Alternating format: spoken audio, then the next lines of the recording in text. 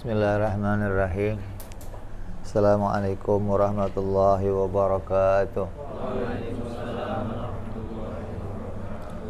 Al-Fatihah ila ruhi Sayyidina Habibina Syafi'ina Rasulillah Sayyidina Muhammad ibn Abdullah Sallallahu alaihi wa ala alihi wa sahbihi wa azwajihi wa dhurriyyatihi.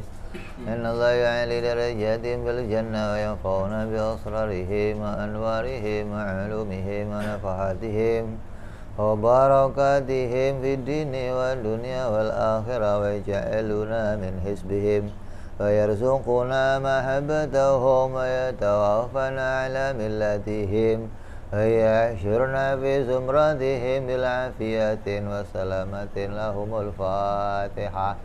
A'udzu billahi minasy syaithanir rajim. Bismillahirrahmanirrahim. Alhamdulillahi rabbil alamin arrahmanir rahim maliki yaumiddin. Iyyaka na'budu wa iyyaka nasta'in ihdinas siratal mustaqim siratal ladzina an'amta 'alaihim ghairil maghdubi 'alaihim waladdallin. Amin. Bismillahirrahmanirrahim.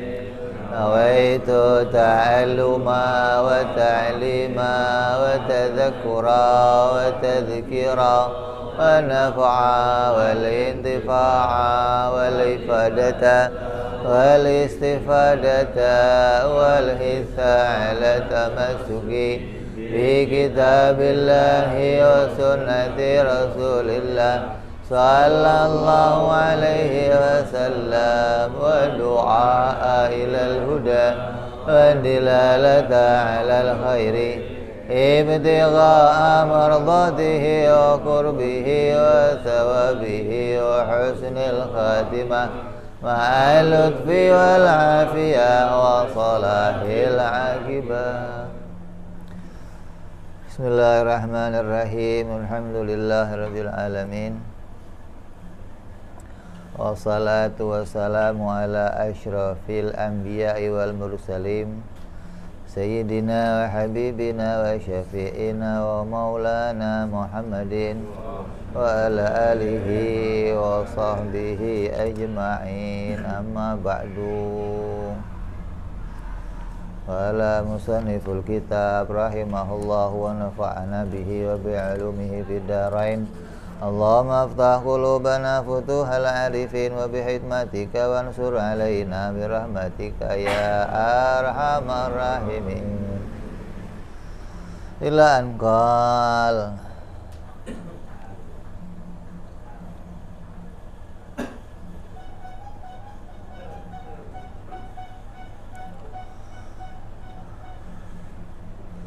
berikutnya akan menerangkan tentang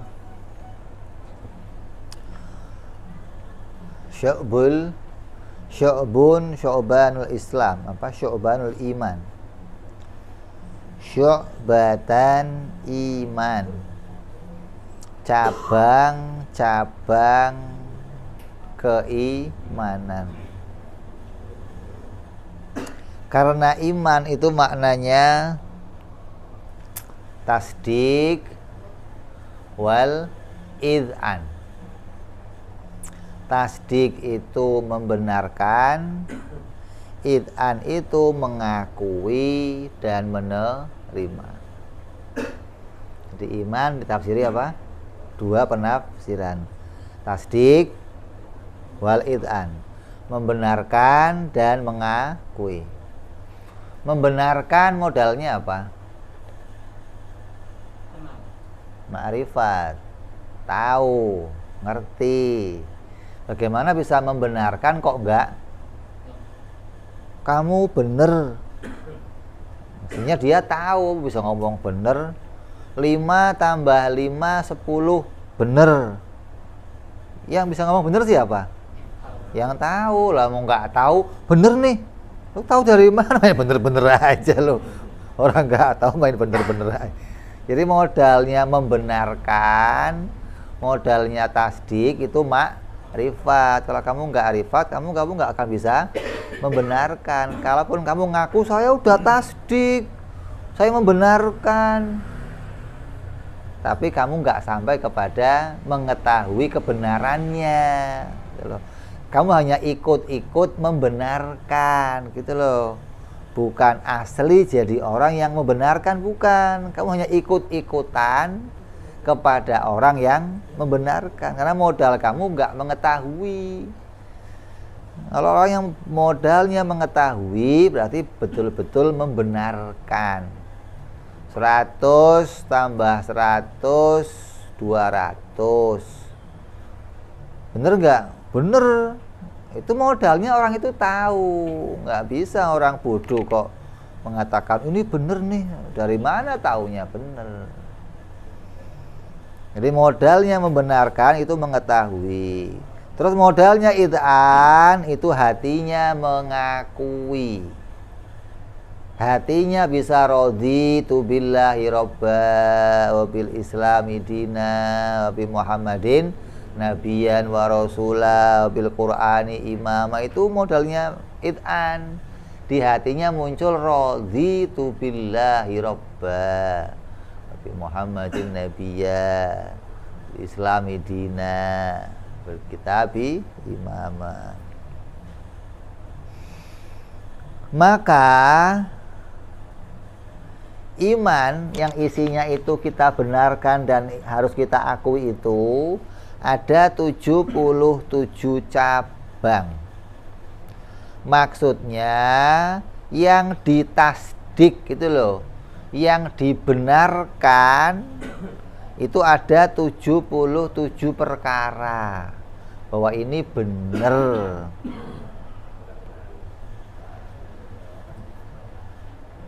Yang bisa kamu katakan benar itu ada 77 perkara.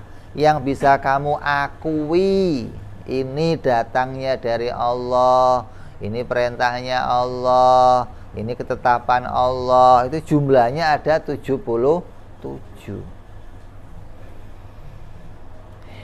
Iman itu seperti kayu digambarkan.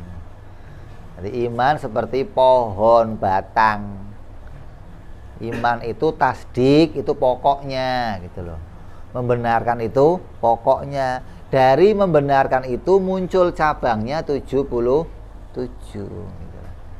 Jadi cabang dari pohon itu ada 77 yang isinya kebenaran. Membenarkan semua tuh. Kalau kamu nggak bisa membenarkan, nggak tahu apa yang kamu benarkan, berarti iman kamu nggak punya cabang. Nggak ada ya pohon kelapa lah. Iman apa? Isinya saya membenarkan. Lah yang kamu benarkan apa? Pokoknya saya membenarkan. Ya nggak ada yang dibenarkan dong. Yang dibenarkan 77 perkara gitu loh. Nah, kamu disuruh tahu apa sih 77 yang harus saya benarkan itu apa?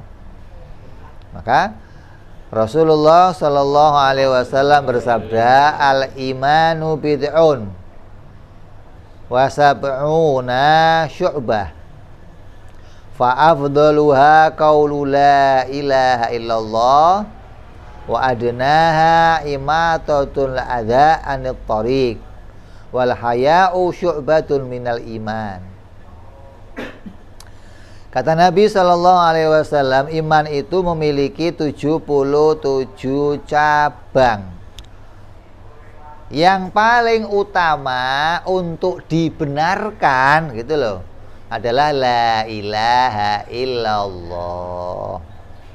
Yang paling utama untuk kamu katakan ini benar itu kalimat la ilaha illallah. Lah orang yang bisa mengatakan kalimat la ilaha illallah itu kalimat yang benar, mestinya orang yang tahu. Nah kalau nggak tahu bagaimana bisa ngomong ini kalimat benar? Taunya dari mana dia ini kalimat benar? Maka kamu nggak bisa membenarkan kalimat itu hanya mengikuti pendapatnya orang lain. Berarti kamu nggak disebut tasdik namanya, nggak disebut membenarkan.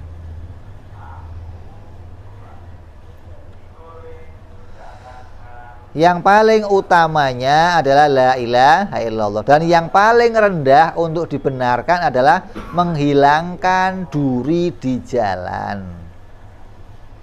Bahwa itu adalah kebenaran. Ini perkara bener, Nabi perintah kalau ada duri, ada batu yang pindahin. Bener nih. Ini perintah yang bener. Bukan nanti kalau ada duri taruh tengah jalan ya.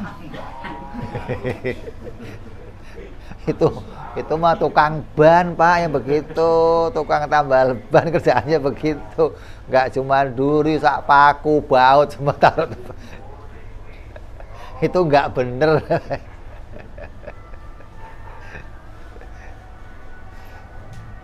Dan sifat malu termasuk salah satu dari cabangnya iman. Al-ahaya'u minal iman. Orang itu harus punya malu bener. Tapi ya jangan juga sampai kebanyakan. Kalau malu-maluin bahaya itu. Kalau sampai terlalu malu juga bahaya. Mau ngaji malu, mau Jumatan malu, lalu gimana? Saya kan malu iman, itu bukan iman yang begitu malunya.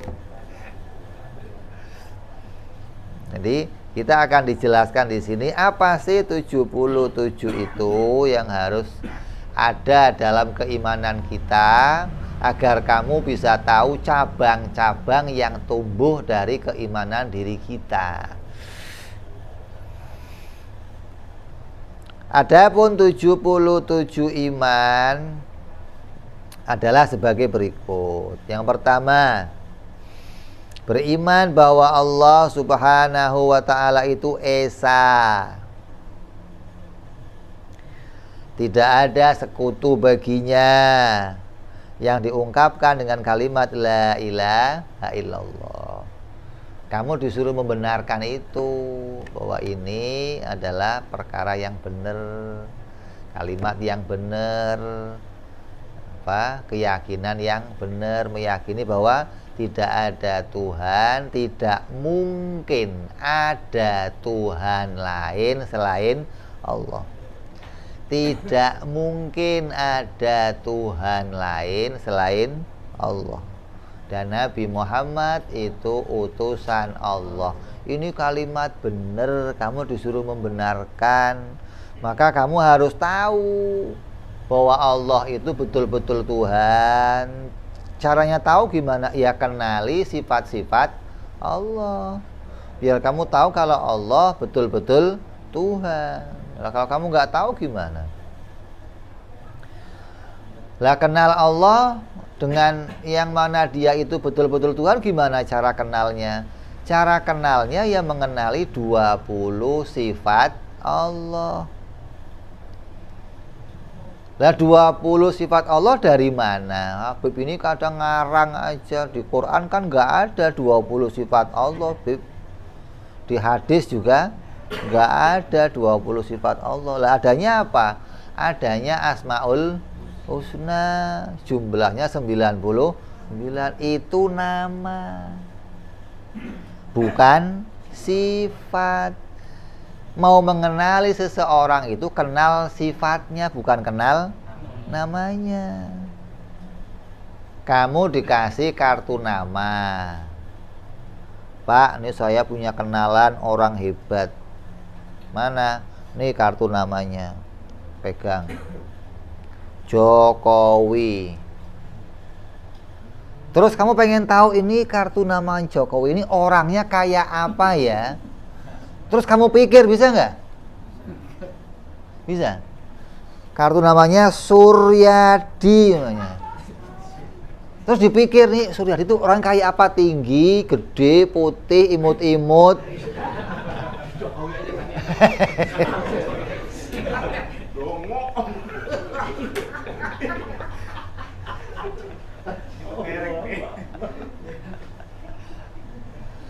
Kan nggak bisa kamu mau kenal namanya, mau mengenali orang dari namanya nggak bisa. Asmaul Husna itu nama-nama Allah. Nggak bisa kamu mengenali Allah, mengenali barangnya, mengenali wujudnya hanya pakai, nggak bisa. Kalau mau mengenali Allah harus pakai sifat-sifatnya. Lah, 20 sifat Allah itu sudah menunjukkan kesempurnaan untuk dikenali gitu loh. Dengan 20 sifat itu kamu bisa kenal ini Tuhan yang sempurna. Bukan harus dengan 99 nama. Adapun Tuhan yang sempurna dengan 20 sifat yang kamu kenali, namanya boleh berapa aja. Sifat yang mau kamu pakai untuk mengenali itu sifat yang bisa menunjukkan kesempurnaan mengenal gitu loh. Kayak kamu kenal orang lah, yang kamu tahu apa yang ditanya? Tingginya berapa? Beratnya berapa? Kerjanya di mana? Wataknya apa? Terus kulitnya warna apa? Hobinya apa? Ini dengan mengenal itu semua, ketika orang bisa, oh ini sudah bisa dikenali, berarti sudah sempurna dia dengan pengenalan itu, begitu loh. Enggak harus, oh ya kurang 20, lah butuhnya berapa? Lu mau kenal butuhnya berapa? Malah ulama terdahulu ada yang mengenalkan Allah dengan 13 sifat, ada yang 12 sifat. Kenapa? Dengan sifat itu sudah cukup menunjukkan kesempurnaan sifat-sifat ketuhanan. Kamu sudah bisa kenal, ini loh Allah yang kita sembah itu, ini sifatnya begini. Tidak berawal, tidak berakhir, berbeda dengan makhluk, Maha kuasa, Maha melihat, Maha mendengar. Dan semua sifat itu ketika kita ketahui, sudah bisa kita jadikan pedoman untuk mengenali seseorang, mengenali sesuatu. Makanya kalau kamu nggak kenal sifat-sifat ini, bagaimana bisa membenarkan kalau Allah itu Tuhan? Maka cara membenarkan kalau Allah itu Tuhan, ya kamu kenali sifat-sifat Allah. Cara membenarkan Nabi Muhammad itu utusan Allah gimana? Ya kenali sifat-sifat kerasulannya. Kalau lihat orangnya bisa nggak bisa. Lewat namanya bisa nggak bisa. Yang lihat orangnya banyak pada masa itu hidup bareng sama dia. Nggak cuman hidup yang ngemban, yang gendong, ya komplit, tapi nggak bisa iman. Kenapa? Karena yang mau dilihat bukan sifat-sifatnya. Mengenali dia itu Nabi harus kenal sifat-sifat kenabian, bukan sifat wujudnya kayak apa, bukan. Makanya kita walaupun nggak kejumpa dengan Nabi Muhammad SAW, tapi kita mengimani pada dirinya ada sifat-sifat kerasulan, gitu loh. Itu yang mau kita benarkan, bahwa sifat-sifat itu benar ada pada diri Nabi Muhammad SAW. Ini yang paling utama untuk dibenarkan. Dari seluruh cabang keimanan, yang paling utama dibenarkan ya ini. Kenapa? Kalau kamu nggak benerin ini, gitu doang, udah nggak pakai lain, langsung. Kok itu kok nggak bener gitu kamu ngomong, oh iya langsung udah nggak pakai lain. Nah, ini paling utamanya sesuatu untuk kita benarkan. Bahwa Allah itu esa, Allah itu kuasa, Allah tidak ada sekutu baginya. Itu perkara yang paling utama untuk dibenarkan dari seluruh cabangnya iman.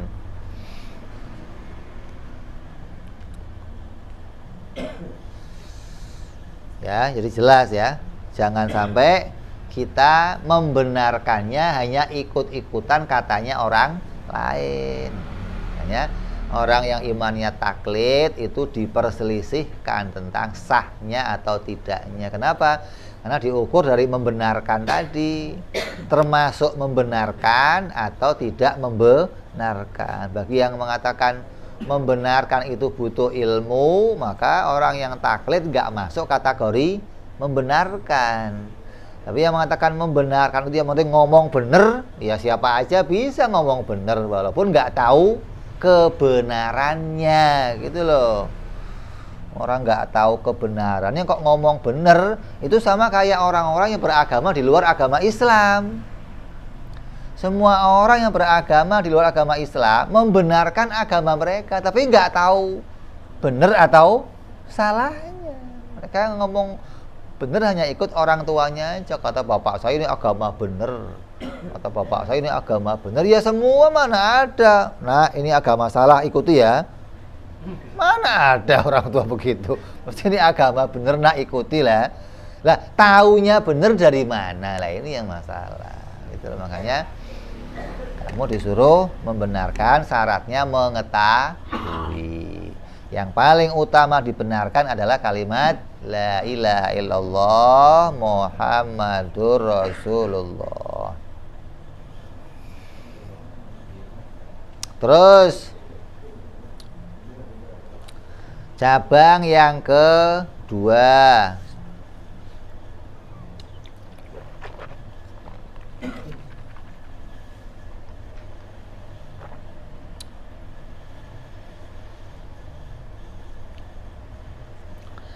yaitu membenarkan adanya para malaikat. Bahwa malaikat Allah itu ada. Artinya meyakini bahwa malaikat itu adalah makhluknya Allah yang mulia, tidak laki-laki dan tidak perempuan, tidak berjenis laki-laki dan tidak berjenis perempuan, tidak mempunyai syahwat, nggak mempunyai nafsu, tidak makan, tidak minum, tidak mati sampai nanti hari kiamat, dapat berubah bentuk dan rupa yang indah, diciptakan dari cahaya. Ibadahnya malaikat bentuknya macam-macam, nggak kayak manusia. Kalau manusia ibadahnya satu macam, maksudnya satu sholat waktu duhur sedunia ya ibadahnya sama itu doang, nggak ada yang lain. Kalau malaikat kan enggak, dalam satu waktu ibadahnya macam-macam, ada yang kewajibannya ini, kewajibannya ini, kewajibannya ini. Ini berbeda-beda perintah kewajiban untuk malaikat, dan bentuknya malaikat juga beda-beda. Ada yang kecil, ada yang malaikat kecil? Malaikat yang kecil ada enggak?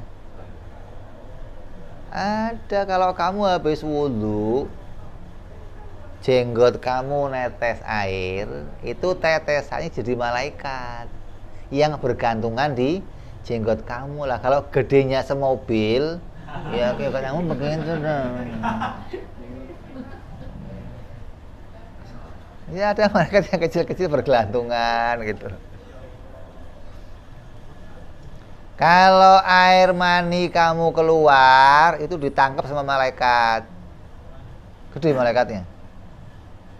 Loh, kalau gede gimana nangkapnya? Nanya, ya Allah, ini mau dimasukin rahim atau dijadikan air kencing? Masukin rahim, masukin malaikat. Jadi nggak masuk sendiri, enggak. Allah yang malaikat masuk. Ada petugasnya maksudnya loh. Ada lagi malaikat yang gedenya dari ujung barat sampai ujung timur. Bahkan antara kedua matanya itu bisa dilakukan perjalanan ribuan hari, ribuan kilo. Antara dua matanya lah, orangnya seberapa gedenya. Nah, ketika Nabi Muhammad SAW pengen melihat malaikat Jibril alaihissalam, kata malaikat Jibril, nggak bisa ya Nabi, di dunia ini nggak bisa. Terus gimana? Ya nanti ada waktunya. Pas Isra Mi'raj ke langit, nah ketemu tuh di langit. Artinya ketika lepas dari bumi, nabinya lepas dari bumi, keluar dari alam yang terikat ini, maka malaikat Jibril menampakkan wujud aslinya yang begitu besar. Mereka dikatakan maka dzabal fuadu maro'a. Nabi enggak mengingkari apa yang dia lihat. Ini betul, Masya Allah, gedenya. Lah iman kepada malaikat, membenarkan kepada malaikat, modalnya apa? Modalnya kuping. Beda sama yang di atas. Ini nggak bisa mikir kamu. Berita surga, berita neraka, dipikir kayak nggak usah dipikir, nggak usah. Ngapain dipikir? Cukup dengerin surga itu ada, neraka itu ada, malaikat, ada jin. Kamu nggak usah ikut dunia lain, syuting pengen lihat jin kayak apa, malaikat kayak, nggak usah, ngapain? Uji nyali, ikut apa itu macam-macam. Karena modalnya kita iman kepada malaikat, modalnya kita iman kepada jin pakainya kuping. Beda sama iman kamu kepada Allah, nggak boleh pakai kuping. Kadang orang sekarang iman pakai kuping dibalik. Iman kepada Allah pakainya kuping, malaikat dipikir malaikat kayak apa ya? Ada nggak ya? Jin, ini orang kok jadi kebalik-balik gimana sih? Iman malaikat nggak usah mikir, iman jin nggak usah mikir. Iman kepada Allah itu mikir, kamu benarkan. Kenapa? Untuk mendeteksi keberadaan Allah, nggak bisa pakai 5 indera. Penglihatan, penciuman, Allah bisa dilihat. Ada yang pernah lihat? Allah bisa dicium-cium, Allah bisa dijilatin, Allah bisa diraba-raba. Terus itu lagi apa? Didengar. Bisa. Ini indera 5 ini alat untuk menemukan kita. Kalau ente mau nemu sesama makhluk, nemunya pakai 5 ini. Ini 5 indera ini nggak bisa untuk nemu Allah, nggak bisa. Lah untuk nemu Allah gimana alatnya? Ada satu lagi yang Allah kasih, akal. Akal itu juga alat untuk mendeteksi. Tadinya nggak ada, terus jadi ada, mesti ada yang bikin. Itu akal yang bisa menemukan itu. Maka akal membenarkan Tuhan itu pasti ada, kata akal. Kenapa? Karena nggak mungkin alam ini wujud dengan sendirinya. Alam ini mesti ada yang bikin. Maka dari ala akal begitu, akal mendeteksi dan membenarkan keberadaan Tuhan. Baru yang Tuhan itu yang kayak apa sih? Dipikir, oh harus yang wajib wujud, wajib kidam, wajib bako. Itu baru namanya Tuhan. Kalau nggak begitu bagaimana? Namanya makhluk. Itu dong. Jadi ada alat yang harus kita pakai, ada jalan yang harus kita pakai untuk sampai kepada memahami sesuatu. Mengenali malaikat, modalnya apa? Kuping. Itu. Ente pernah lihat malaikat? Wow, lihat terus. Pakai apa? Kuping. Nah ya dong. Malaikat yang jumlahnya ada berapa? 10. Ada Jibril, Mikail, Israfil, Israil, terus Munkar, Nakir, Raqib, Atid, Malik, Ridwan. Ditambah lagi nanti ada Hamalatul Arsy. Ada yang ngurusin Arsy, ada malaikat hafadhah, ada malaikat zabaniyah, penjaga neraka, pengawalnya malaikat apa? Malik. Ini malaikat-malaikat yang harus kita ketahui dari beritanya Nabi Muhammad Sallallahu Alaihi Wasallam. Begitupun bangsa jin disebutkan langsung dalam Al-Quran tentang jin dan para malaikat. Terus berikutnya lagi iman terhadap Al-Quran dan seluruh kitab-kitab Allah. Maknanya membenarkan kandungan kitab-kitab Allah dan meyakini bahwa kitab-kitab itu adalah kalamnya Allah yang diwahyukan kepada para rasul, yang mengandung hukum, nasihat, perintah, larangan. Ada yang berupa kitab berbahasa Suryani, ada kitab yang berbahasa Ibrani, ada kitab yang berbahasa Arabi. Ini kitab-kitab ini diturunkan oleh Allah sesuai bahasa kaumnya masing-masing. Allah mau nurunin untuk orang Arab, ya pakai kitab bahasa Arab. Bukan agamanya orang Arab, bukan. Kitabnya turun untuk orang Arab. Agamanya untuk seluruh manusia, bukan untuk orang Arab, bukan. Kalau ini kan agama untuk semua manusia, jadi kitabnya semua bahasa gitu, kan ribet. Allah bikin kitab seluruh bahasa. Kenapa? Karena ini agama untuk semua manusia, jadi kitabnya ya nggak begitu. Rasulnya orang mana, gitu aja. Rasulnya orang Tegal, ya bahasanya Tegal. Rasulnya orang Sunda, ya bahasanya Sunda. Tinggal Rasulnya orang mana. Rasulnya yang turun orang Arab, ya bahasanya Arab. Begitu dong. Nanti sama Rasul dibahasakan ke bahasa yang lain. Ketika ada orang Israel datang, ada orang Indonesia datang, ada orang Cina datang, ada orang Inggris datang, Rasul manggil, bisa bahasa Yahudi, nah, bisa bahasa Indonesia, nah kamu sana, bisa bahasa begitu.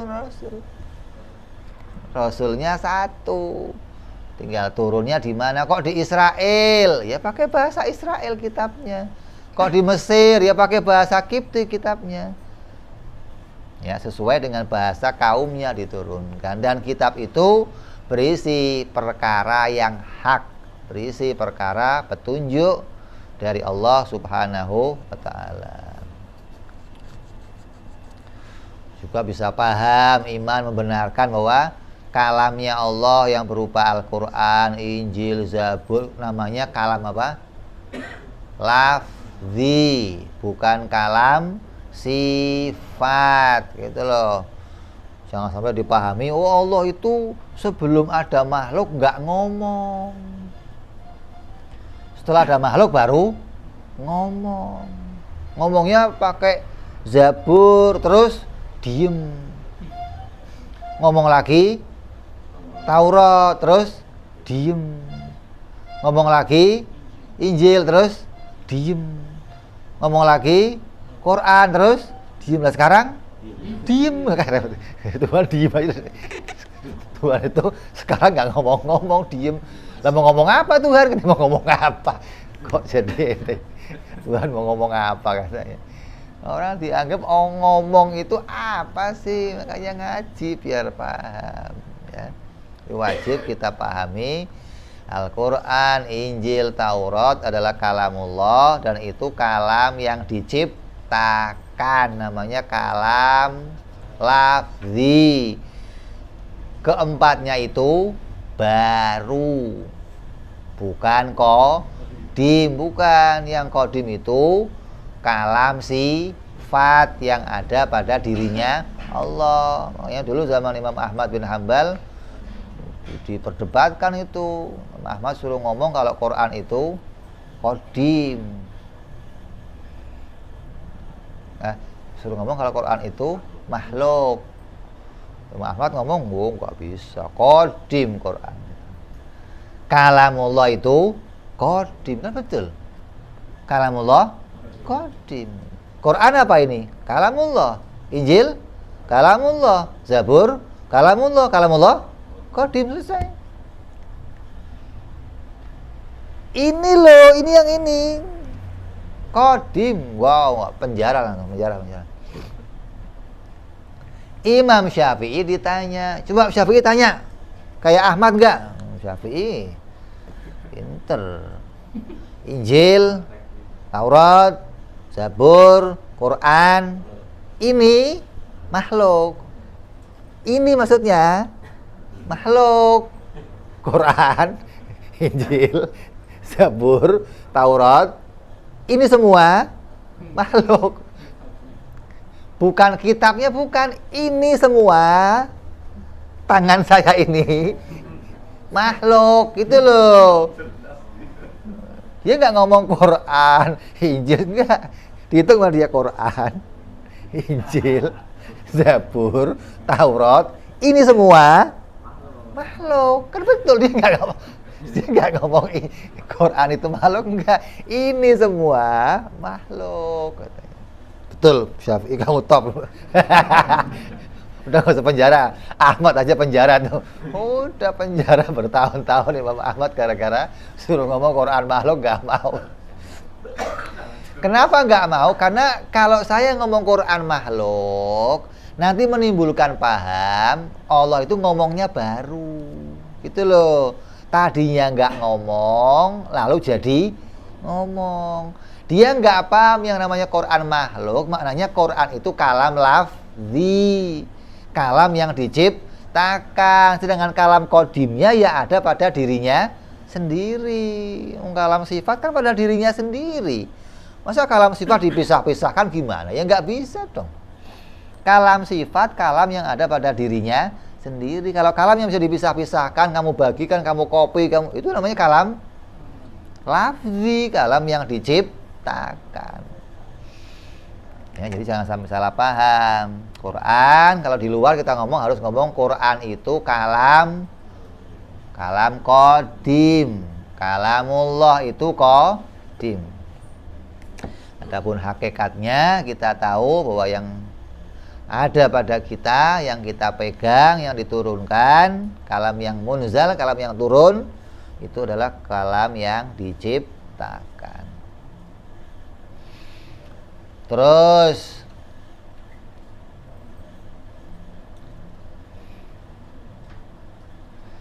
iman yang keempat, beriman bahwa seluruh nabi dan seluruh rasul adalah benar dalam menyampaikan nasihat dan sabdanya, baik dalam urusan dunia maupun urusan akhirat.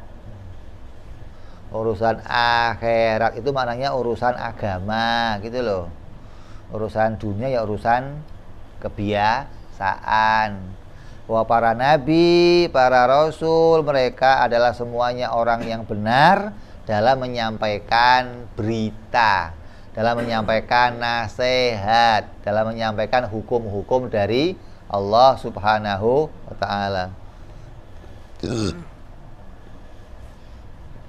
Ini iman kepada para nabi, bahwa Allah mengutus nabi yang jumlahnya banyak. Itu hitungan yang paling aman. Iman yang paling aman kepada para nabi tidak menjumlah berapa jumlahnya. Karena kalau kamu menjumlah berapa jumlahnya, nanti takutnya nambahin atau ngurangin. Kecuali jumlah nabi yang telah disebutkan dalam Al-Quran. Itu jumlah yang sudah jelas, nggak boleh ditambahin, nggak boleh dikurangin.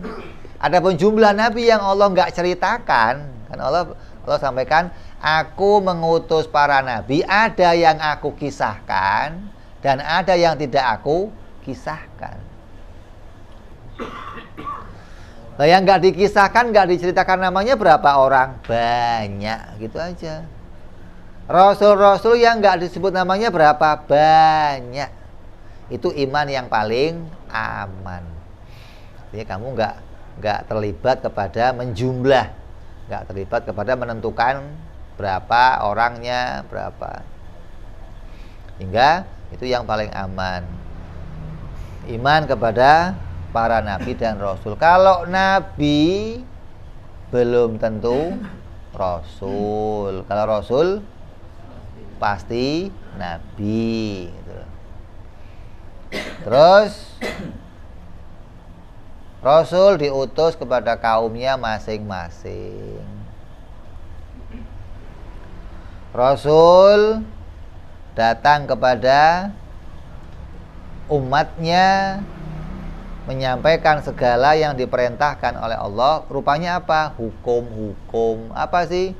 Wajib, sunnah, haram, makruh, mubah, sah, batal, maneh. Sah, batal, maneh. Itu disampaikan oleh para rasul. Hingga kita tahu mana hukum-hukum yang harus kita ikuti, mana yang harus kita tinggalkan. Itu iman kepada para Rasul. Ini termasuk pula harus kita benarkan bahwa benar Allah itu punya utusan selain Nabi Muhammad Shallallahu Alaihi Wasallam, itu benar gitu loh. Jangan mana ada selain Nabi Muhammad, nggak ada. Ini nggak benar kamu. Jadi kamu nggak bisa membenarkan dan nggak mau mengakui gitu loh. Membenarkan dan kita akan akui bahwa memang ada. Makanya kita ngakui Nabi Isa sebagai Nabi. Orang Yahudi nggak ngakuin kalau Nabi Isa itu Nabi, nggak ngakuin. Orang Islam ngakui semua Nabi. Orang Nasrani nggak ngakui Nabi Muhammad. Orang Yahudi nggak ngakuin Nabi Isa. Jadi mereka nggak semua Nabi diakui. Kalau kita akui, kita benarkan itu Nabi dan kita akui itu Nabi, gitu loh. Jangan sampai ada yang tidak kita akui atau tidak kita benarkan dari nabi-nabinya Allah. Terus yang berikutnya, membenarkan adanya hari kiamat dan mengakui adanya hari kiamat untuk semua alam ini, bahwa semua alam semesta ini akan rusak, baik di bumi maupun di langit, itu akan terjadi suatu kerusakan. Membenarkan ini bagian daripada iman yang menjadi cabangnya iman. Kalau ada orang nggak membenarkan kiamat gimana? Kafir. Kalau ada orang nggak membenarkan terjadinya hari kiamat, hukumnya kafir. Jadi kamu harus membenarkan kalau kiamat pasti akan terjadi. Berita ini kita ketahui kapan kejadiannya. Tapi Nabi menceritakan apa? Tanda-tandanya. Imaratuhu. Tanda-tandanya hari kiamat. Lah, untungnya Nabi menceritakan tanda-tanda kiamat apa? Kita nggak tertipu sama beritanya kudun-kudun, dukun-dukun yang ngomong tahun 2000 berapa? Wah, akan kiamat. Bes, mana nggak ada. Tahun sekian kiamat. Bes. Untung Nabi sudah ngasih tanda. Apa tandanya? Akan muncul Dajjal. Udah muncul Dajjal belum? Ya nggak bakal kiamat. Itu tanda yang jelas dari Nabi, gitu loh. Mau orang ngomong begini, ini perkiraan ya. Perkiraan kok. Nabi ngomong kan kepastian, bukan perkiraan. Kalau itu kan perakiraan. Ini saya kira-kira besok hujan. Kira-kira inilah biarinlah. Namanya nggak pasti. Kira-kira akan kiamat tahun sekian. Nabi nggak kira-kira. Dajjal turun, Nabi Isa akan turun, Imam Mahdi akan turun, Dabatul Ardi akan muncul. Terus satu persatu. Ini tanda ini akan berurutan. Kalau ini belum muncul, nggak akan terjadi kiamat. Jadi untung kamu dapat berita Nabi itu, untung itu mencegah kamu dari dibohongi sama banyak orang. Kamu nggak akan percaya lagi. Udah berita, mau sedunia udah bikin lubang lah, bikin bunker, bikin untuk ngumpet selamat dari hari ya begitu. Kok nggak jadi? Mau kiamat kok nggak jadi sekarang?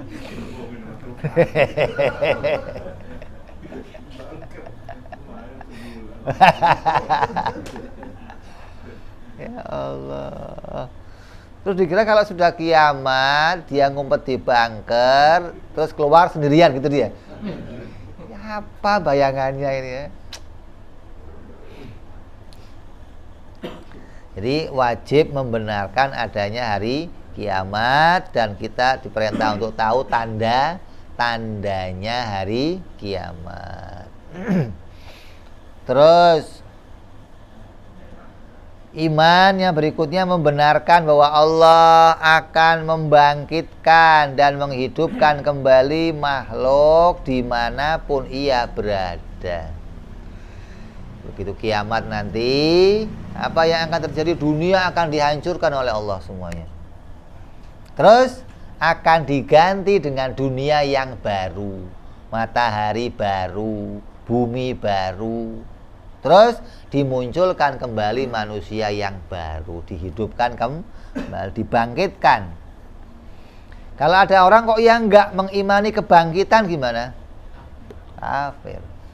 Ada nggak? Banyak. Apa imannya mereka?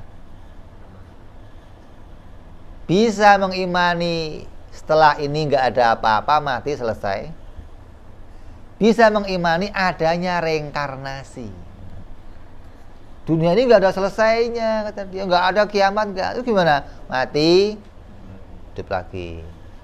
Jadi kucing kek, jadi tekek kek, jadi nanti kalau kamu baik lagi, jadi manusia lagi.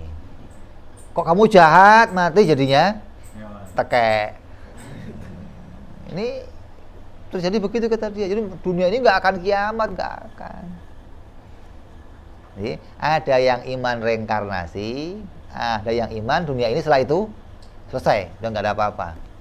Nah orang yang ngomong selesai itu nggak ada apa-apa itu, bahwa manusia nggak akan dibangkitkan, begitu kiamat terjadi, ya wailana mamba'athana mimar qadina. Itu dibangkitkan, bingung dia. Loh kok bangkit? Loh ini ada apa?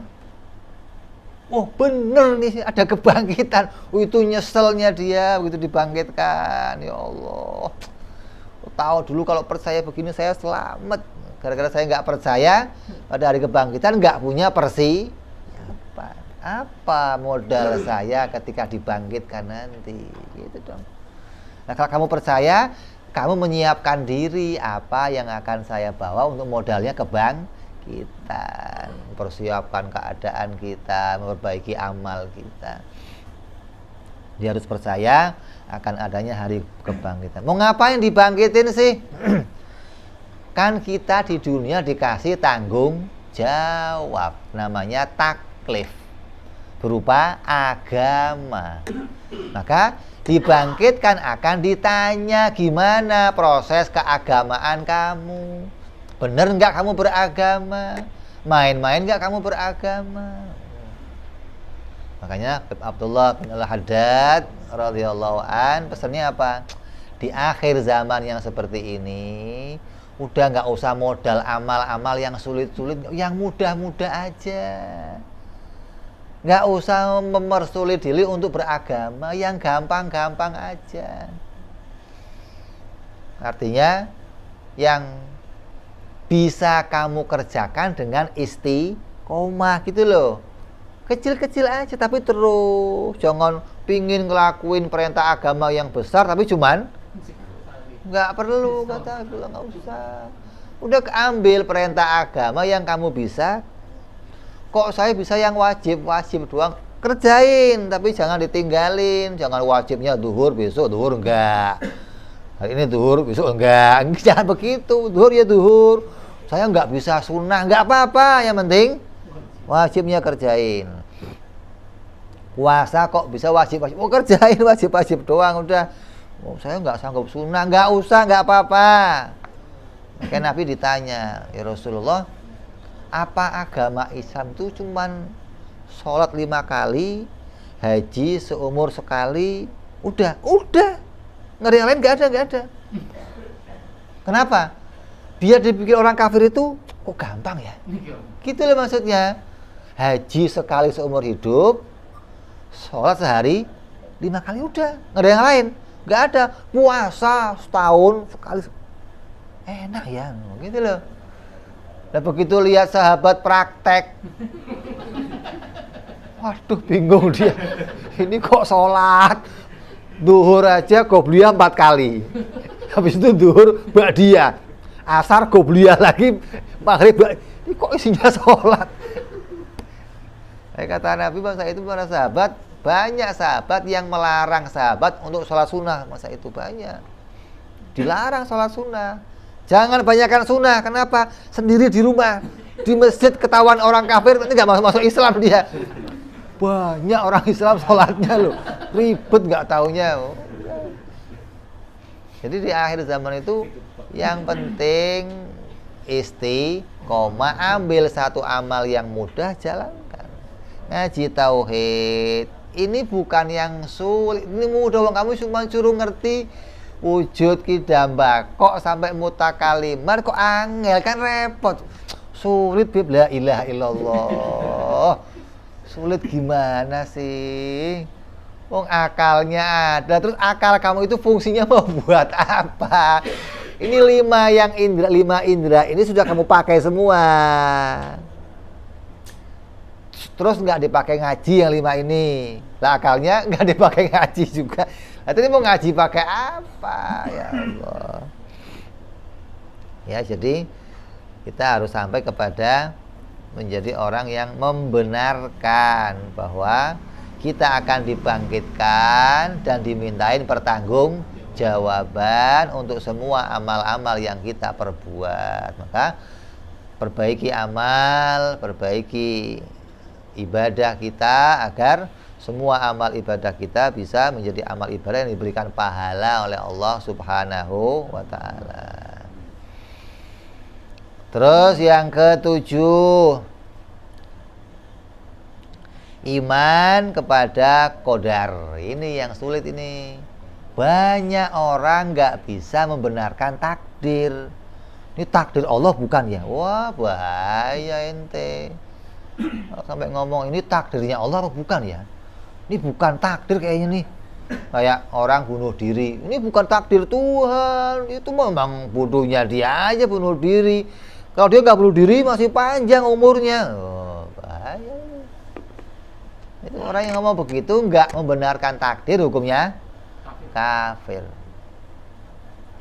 Makanya kayak Qadariyah, Mu'tazilah, Salafiyah, itu ulama berselisih, ini kafir apa enggak gitu. Kenapa? Karena ingkar takdir, ada sesuatu yang ditakdirkan Allah nggak diakui. Kayak apa? Keburukan. Kata mereka, keburukan itu nggak dibikin sama Allah. Yang bikin siapa? Diri kita sendiri yang bikin. Allah kan nggak merintahin yang buruk-buruk, maka Allah nggak bikin yang buruk-buruk. Allah hanya bikin yang baik-baik. Jadi yang buruk dari siapa? Ya dari dirinya sendiri, dari kita. Allah nggak bikin yang buruk. Allah itu maunya sedunia itu baik semua, iman semua. Nah, iblis maunya kafir semua. Jadi kok sekarang semua separuh iman, separuh kafir. Jadi gimana tuh? Ya separuh iblis menang, separuh Allah. Ini gimana cara mikirnya ya Allah? Apa nggak rusak itu? Kamu harus membenarkan kepada takdir. Apa yang saya benarkan? Maksudnya meyakini bahwa semua perbuatan dan kondisi seorang hamba, rezekinya, ajalnya, beruntungnya, celakanya, imannya, kafirnya, semuanya berdasarkan ketetapan Allah yang azali gitu. Sebelum makhluk itu muncul, ada ketetapan yang Allah berlakukan yang berkaitan sama seluruh keadaan makhluk. Kalau kita kan sering ngomong rezeki, mati, jodoh, udah itu doang. Ngirit amat, yang lain enggak gitu. Semuanya, baiknya kamu, jeleknya kamu, kafirnya kamu, mukminnya kamu, surganya kamu, nerakanya kamu, ada pada takdirnya Allah, qadarnya Allah, ketentuan Allah azali, enggak ada permulaan. Lah kalau enggak iman begini gimana Beb? Enggak membenarkan ini. Nah, ini ulama mempersilahkan. Yang mengatakan kafir, yang paling ketat mengatakan kafir, mengingkari satu takdirnya Allah. Ini bukan Allah yang menakdirkan, ini perbuatan manusia itu sendiri, Allah enggak ikut-ikut. Waduh. Sama aja ngomong ada Tuhan lain selain Allah. Kan Allah itu menciptakan. Kalau ada yang muncul tercipta dari selain Allah, kamu syirik berarti kepada Allah. Kamu sekutukan Allah kalau begitu. Ini bisa bahaya. Ya, jadi kita mengimani seluruh takdir yang baik dan buruk itu datang dari Allah. Tapi kita diperintahkan oleh Allah untuk berharap, untuk apa? Punya doa, untuk punya husnudzon kepada Allah, berbaik sangka kepada Allah. Mudah-mudahan bisa berhasil masuk surga, mudah-mudahan bisa besok berhasil mendapatkan kemuliaan, mudah-mudahan besok ini berharap. Kamu mancing berharap untuk dapat, walaupun dapat itu sudah ada takdirnya gitu loh. Kalau takdirnya itu nggak dapat, seharian mancing, jangan kamu nyesel. Ngapain seharian mancing, udah doa mulut sampai basah semua, nggak dapet, ngapain? Nggak boleh begitu. Kamu usaha belajar, harapannya pengen apa? Pinter. Tulisannya pinter, yang nulis siapa? Allah. Kok enggak pinter-pinter gimana? Ya tetap belajar. Wong belajar itu urusannya sama pahala, gitu loh. Nabi Muhammad Sallallahu Alaihi Wasallam ketika perang Badar, Nabi berdoa semalaman. Semalaman berdoa. Berharap apa? Berharap kemenangan. Besok biar menang. Sudah ada takdirnya, menang atau kalah udah ada takdirnya. Tapi doanya, harapannya itu perintah. Jangan mengurangi apa yang akan terjadi. Oh, kalau udah terjadi ya pasti terjadilah, ngapain repot-repot. Oh, enggak begitu. Justru kita berdoa itu bagian perintah Allah. Kita kerjakan perintahnya Allah. Hasilnya sudah kita yakini, apapun yang muncul itu takdirnya Allah yang azali, gitu loh. Kamu nanam padi, udah disiapin segalanya, disiram, dipupuk. Begitu mau panen, wereng dateng, tikus dateng, gimana? Ya itu takdirnya begitu. Harapannya dari awal, ya Allah mudah-mudahan panen, mudah-mudahan. Nyesel dong kamu? Ya enggak. Kenapa? Karena ada pahala yang Allah berikan. Pahala apa? Pahala sabar, pahala tawakal. Ini Allah berikan pahala kepada kita ketika kita menerima takdirnya Allah. Mau itu yang pahit, apalagi yang manis. Kamu nggak pernah nolak yang manis-manis. Ente kan taunya takdir itu manis. Enggak. Para nabi juga menerima takdir yang pahit banyak. Enggak dikira nabi itu menerima yang manis-manis doang. Enggak. Justru malah asyaddukumul balaul anbiya, sumal auliya, sumal amsal. Seberat-beratnya bencana, ujian, bala itu bala kepada para nabi dan rasul.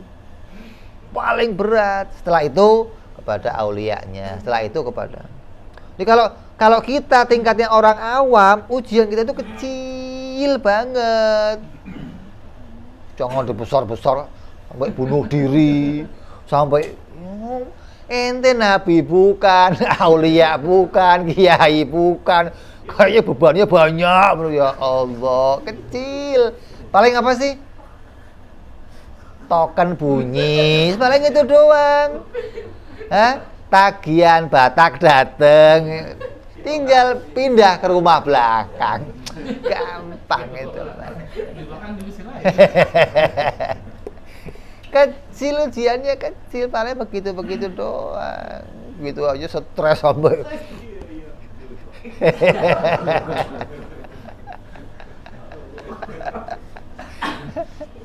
Udah ada tulisannya, udah ada. Jadi orang yang iman kepada tulisan hidupnya tenang, nggak pernah ngoyong, nggak.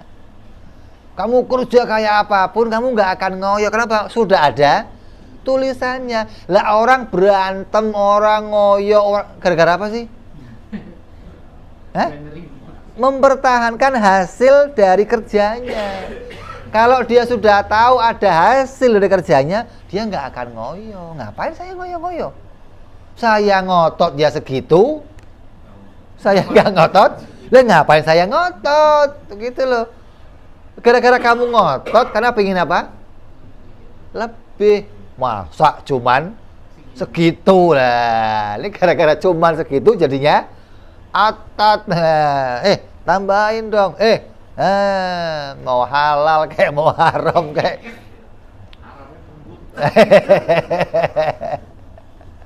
Masalahnya banyak. Kalau udah haram sedikit nggak ada yang mau.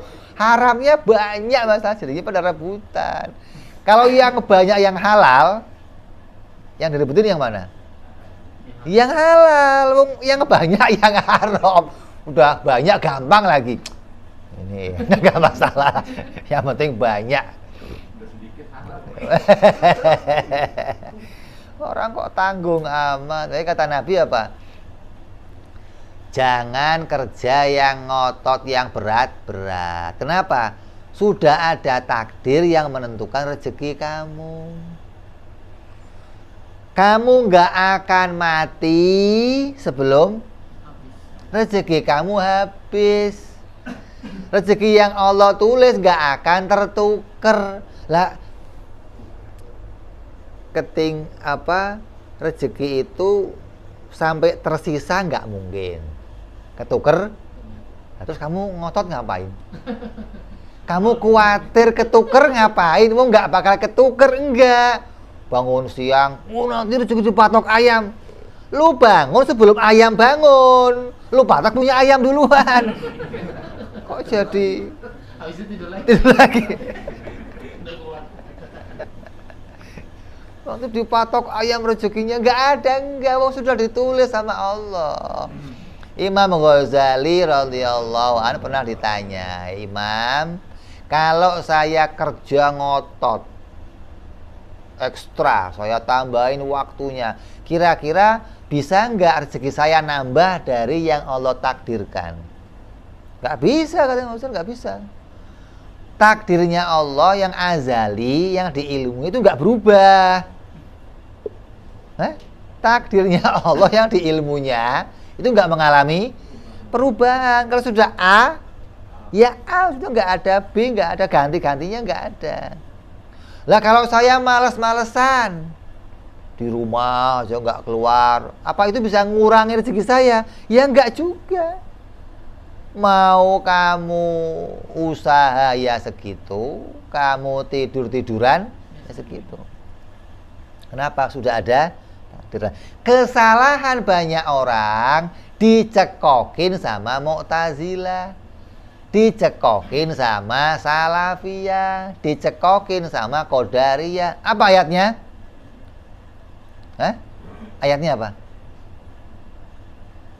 Innallaha la yughayyiru ma biqaumin hatta yughayyiru ma bi anfusihim. Allah tidak akan merubah nasib suatu kaum sampai kaum itu merubah nasibnya. Coba perhatiin. Allah tidak akan merubah nasib suatu kaum sampai kaum itu mau merubahnya. Saya nggak mau kerja, saya mau di rumah aja. Kalau orang itu mau di rumah aja, berarti dia nggak punya pilihan untuk kerja. Maka Allah nggak bisa merubah dia gitu. Karena dia nggak punya kemauan. Yang gampang lah, dia nggak mau cari duit, terus Allah ngasih dia duit nggak? Dia nggak mau kawin, Allah ngasih dia bini nggak? Walaupun dia nggak mau, kalau Allahnya mau, ya nggak ada urusan gitu loh. Terus kalau dia nggak mau, Allah nggak bisa ngasih gitu maksudnya. Nanti ada Allah tergantung sama makhluk. Pokoknya ya Allah, kalau saya mau makan ya saya makan, kalau enggak ya enggak. Lah kalau saya mau kamu makan gimana? Ya saya enggak mau, enak aja itu. Pikirannya dicekokin sama bahasa itu hingga dianggap kalau saya enggak usaha, enggak akan ada hasil. Allah enggak bisa ngasih saya hasil kalau saya, oh ini bahaya iman begini. Allah meletakkan rezeki saya di pasar. Kalau saya enggak keluar, ya enggak dapet. Lah apes dong kamu. Qur'annya ngomong, Qur'annya Allahnya ngomong, kamu nggak bisa ngambil. Qur'annya ngomong, nanti rezekinya saya taruh di tangan kamu nih. Kamu nggak bisa, rezeki depan kamu yang ngambil, nggak bisa. Kita itu nggak bisa ngambil rezeki, nggak bisa. Allah yang meletakkan depan kita. Wong makhluk kok mau ngambil gimana sih? Ada wayang ditaruh, kasih pisau, ambil wayang. Ya nggak bisa. Di tangannya digerakkan, diletakkan. Nah, itu kita begitu. Allah meletakkan rezeki kepada diri kita, bukan kita nyari sendiri, ngambil sendiri. Kalau saya nggak mau, ya enggak. Asik. Kok jadi kamu yang ngatur kayaknya? Ini Allah yang ngatur semuanya. Jadi walaupun kamu mau, kamu nggak mau, kamu mau berubah, kamu nggak berubah, kalau Allah pengen kamu berubah, ya berubah. Kok dikira kalau saya nggak mau berubah, Allah nggak bisa ngerubah saya? Kok begitu imannya kamu? Ini iman yang salah lah. Ayat itu mau maknai kemana lah? Itu mestinya dipahami. Jangan maknai ayat semaunya sendiri, jangan. Jadi kamu jangan sampai dicekoki sama paham-paham yang demikian. Harus pahamnya lurus. Bahwa takdirnya Allah itu menentukan tentang segala sesuatu. Adapun berharap kepada Allah, ikhtiar, berdoa, itu kewajiban kita. Itu urusan syariat. Nggak urusan sama urusan takdir. Mau yang pahit, mau yang manis, kamu usaha, kamu berdoa, kamu berharap, gitu loh. Ini bagian dari yang Allah perintahkan kepada kita semuanya. Ini cabang yang ke-7, membenarkan dan mengakui adanya takdir, gitu. Insyaallah kita sambung yang akan datang pada cabang keimanan yang ke-8.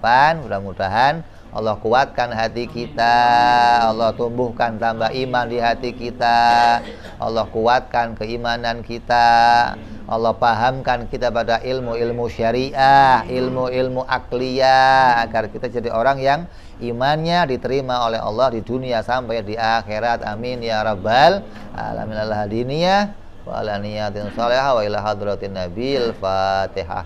A'udzu billahi minasyaitonir rajim. Bismillahirrahmanirrahim. Alhamdulillahi rabbil alamin arrahmanir rahim maliki yaumiddin. Iyyaka na'budu wa iyyaka nasta'in. Ihdinas siratal mustaqim.